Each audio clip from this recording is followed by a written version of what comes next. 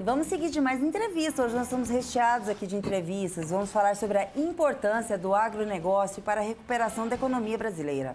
Exatamente, Lilian. O Brasil superou os Estados Unidos em volume de exportações, com 37 milhões de toneladas embarcadas.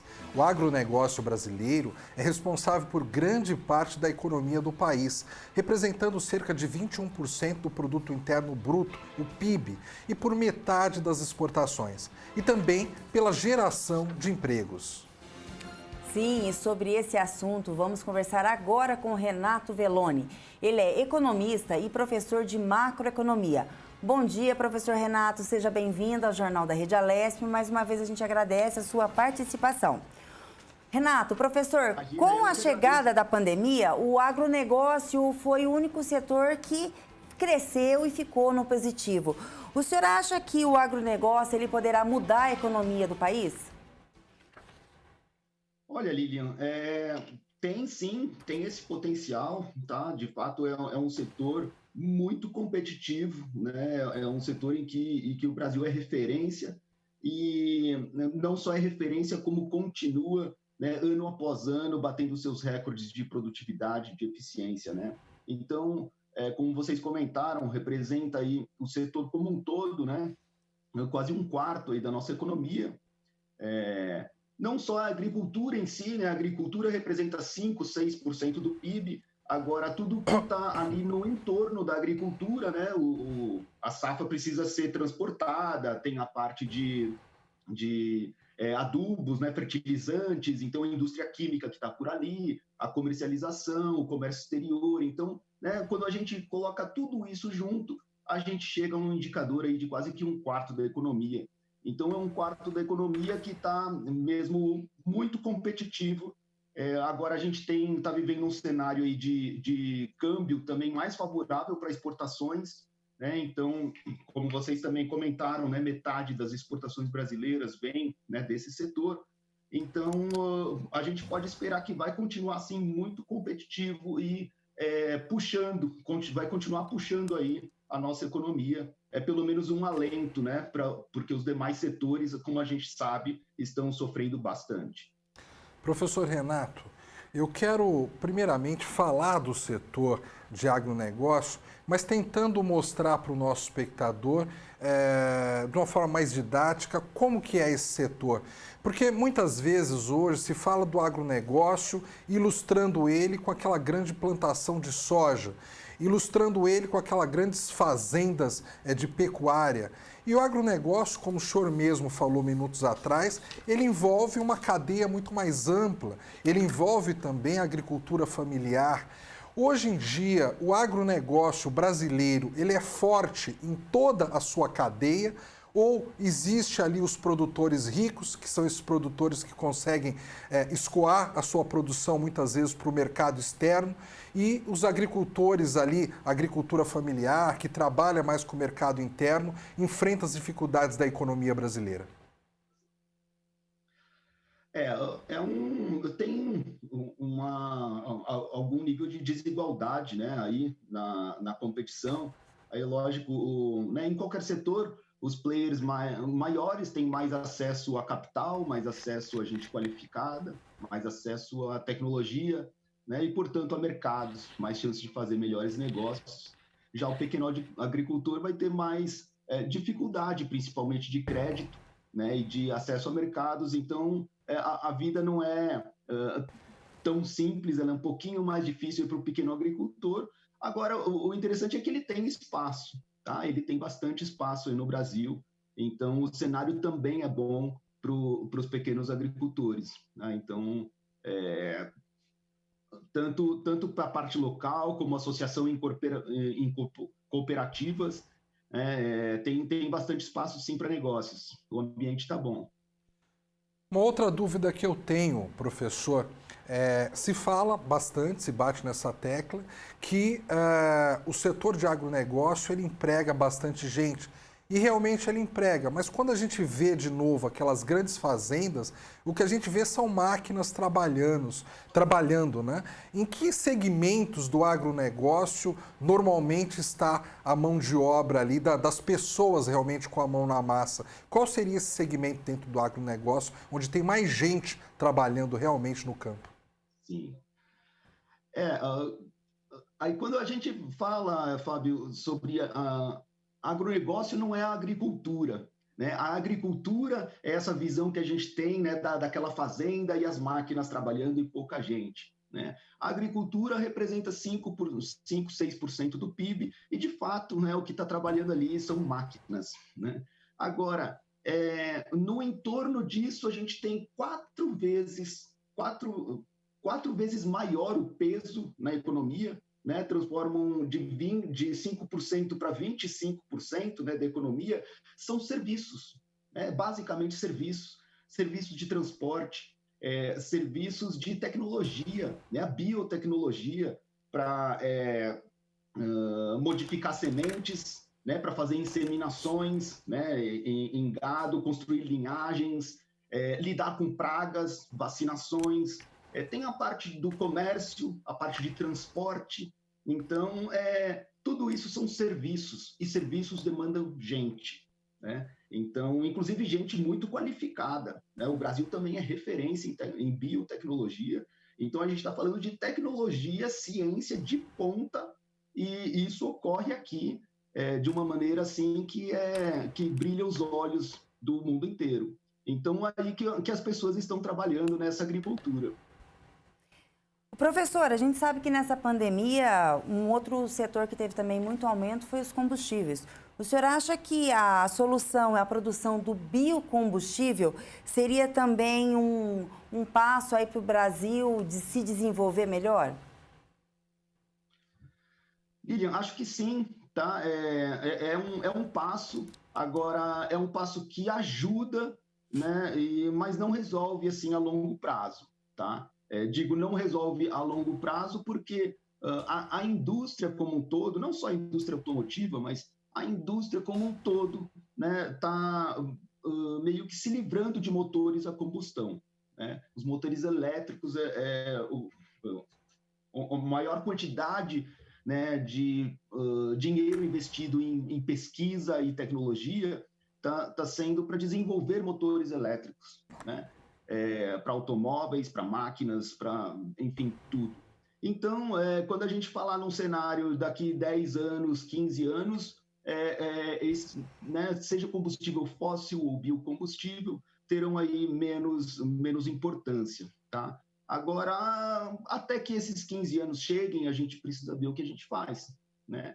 Então, o preço dos combustíveis né, já aumentaram 6 vezes no ano, devem aumentar ainda mais, né? Porque o dólar e a expectativa é de que suba, né? Então, a questão do biocombustível pode trazer um alento, sim. A gente tem, né, a regulamentação desse mercado que foi feito em 2017, né, trazendo um pouquinho mais de previsibilidade para esse setor. A gente teve também, no finalzinho do ano passado, as exportações, né, desse setor voltaram a ocorrer, né? Não são quantidades significativas, mas já voltou.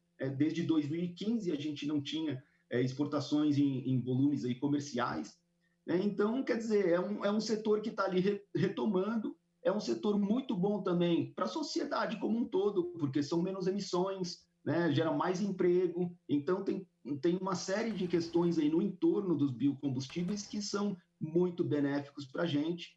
E agora, com esse cenário também de dólar mais elevado, a nossa produção de biocombustível aqui certamente vai ficar ainda mais competitiva no exterior. Então, é uma ótima notícia para quem está nesse setor. Tem aí uns bons anos, mais de uma década aí para curtir seus resultados, né, para fazer aí bons negócios. Agora, lá para o longo prazo mesmo, lá na frente, talvez não seja aí a salvação, tá?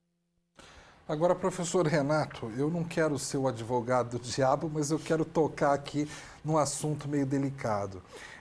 Hoje em dia se fala muito no biocombustível, mas no final dos anos 70, não sei agora precisar exatamente o ano, mas o Brasil começou a produzir o álcool, uma tecnologia brasileira.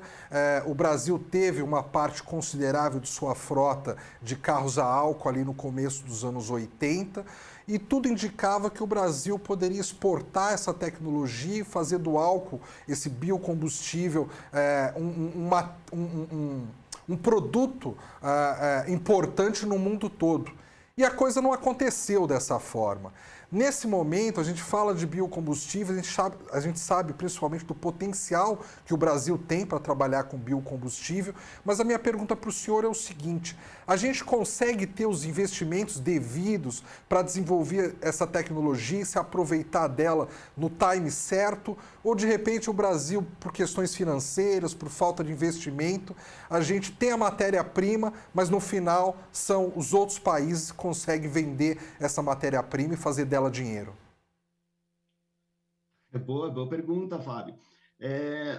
De fato, né, essa foi uma oportunidade na década de 70, né, e o Brasil começou aí a despontar, mas o fato é que depois não decolou, né, a gente conseguiu mudar toda uma matriz energética aqui dentro do país, né, mas para conseguir competir, né, com o petróleo, né, com combustível fóssil, mundialmente falando, a gente não teve competitividade. No que acontece agora com os biocombustíveis, primeiro, assim, a gente tem um cenário favorável para biocombustíveis, mas biocombustível é um setor ainda bem pequenininho da economia. Então, para quem está nesse setor, muito bom, muito legal, vai fazer bons negócios, provavelmente vai crescer. Agora, quando a gente olhar a economia do Brasil como um todo, esse não é o coringa aqui do nosso baralho, tá? Não é isso que vai tirar a gente do patamar que a gente está, exatamente. Quer dizer, principalmente por aquela questão que eu comentei, investimentos são de longo prazo e a gente, né, o que a gente vê como tendência de longo prazo não é as coisas caminharem para biocombustível, e sim, né, para motores elétricos, e aí sim ter a geração de energia aí, ou eólica, ou hidrelétrica, ou enfim, fontes renováveis também, mas que envolvam motores elétricos e não motores a combustão. Então, aqui a gente teria a dificuldade de conseguir investimentos mesmo, mais volumosos, né? Porque o investidor quer um investimento né, que vai crescer por décadas e décadas e décadas. Então, como isso não é uma principal aposta, né, a gente não tem aí recursos financeiros de investidores para montar uma indústria mesmo parruda em cima disso. Tá? Então, a gente tem um nível de produção, um nível de investimento que é adequado, que está crescendo e deve crescer mesmo, as perspectivas são boas, mas tem um teto para isso. Tá? A gente não deve esperar, não, que sejamos aí a última bolacha do pacote em termos energéticos por causa do biocombustível. Agora, professor, eu quero pegar o gancho, então, até para a gente virar a página aí dos biocombustíveis. O senhor está falando que, nesse momento, a gente trabalha aí, por exemplo, com a energia elétrica e movendo veículos, né? E talvez esse seja o futuro. Então, talvez, se a gente quer se antecipar a uma tendência, está aí por onde a gente investir, de repente, em pesquisa, em ciência. Mas eu fico pensando, professor, se eu tiver uma casa, uma chácara e eu quiser fazer ali um teto solar, estou falando de uma coisa muito simples, o investimento que se tem para fazer isso é um investimento ainda muito alto, né? Em que momento que a gente vai conseguir trabalhar de forma competitiva nessa coisa de energias, seja ela elétrica, seja outros tipos de energia? Em que momento a gente vai conseguir ter investimentos para isso e, consequentemente, competitividade? Olha, Fábio, esse é um movimento difícil de dar essa data, né, exata, lógico que não é assim, e também sei que não é esse o sentido da tua pergunta, mas assim, esse é um movimento, tá? Que vai acontecendo, e é um movimento que, se a gente faz a leitura dos dados, a gente percebe que ele está ocorrendo a passos muito largos. Tá? Então, como o exemplo que você colocou, de colocar ali no telhado, né, uma placa fotovoltaica e pegar energia, né, energia solar, energia limpa, a custo zero, quase zero, pelo menos o custo de produção, né? E agora o investimento para isso, de fato, é muito alto ainda, só que é importante lembrar que 5 anos atrás, 6 anos atrás, esse custo era 10 vezes maior do que é hoje. Então, com a disseminação da tecnologia, né, tem países que estão muito mais à frente do que a gente nesse sentido, então a produção em mais larga escala, né, vão permitindo que o custo dessa tecnologia vá caindo bastante. Então a gente já está num ponto em que quase falta 1 aninho, 2, tá, para que a gente tenha isso como um cenário mesmo viável economicamente, até para pessoas comuns, eu, você, Fábio, a gente colocar aí na nossa casinha um telhado desses, tá? A gente fazendo a conta ali no quanto que a gente economizaria de energia, né, ao longo de tantos anos, décadas talvez. Então, essa economia frente ao que a gente precisaria gastar hoje para investir uma placa dessa, vai acabar valendo a pena, e isso vai acontecer em pouco tempo, tá? Pelo menos se as coisas continuarem evoluindo num ritmo que é o que vem acontecendo, em pouquinho tempo a gente vai ver essa realidade, viu, Fábio? Pode apostar. Perfeito, assim esperamos, né? Renato Velloni, economista e professor de macroeconomia do IBMEC São Paulo. Professor Velloni, muito obrigado pela sua participação aqui no Jornal da Rede Alesp. Obrigado a vocês, obrigado Lilian, obrigado Fábio, obrigado a todos os telespectadores aí. Obrigada, tenha um bom bom dia, bom trabalho, professor.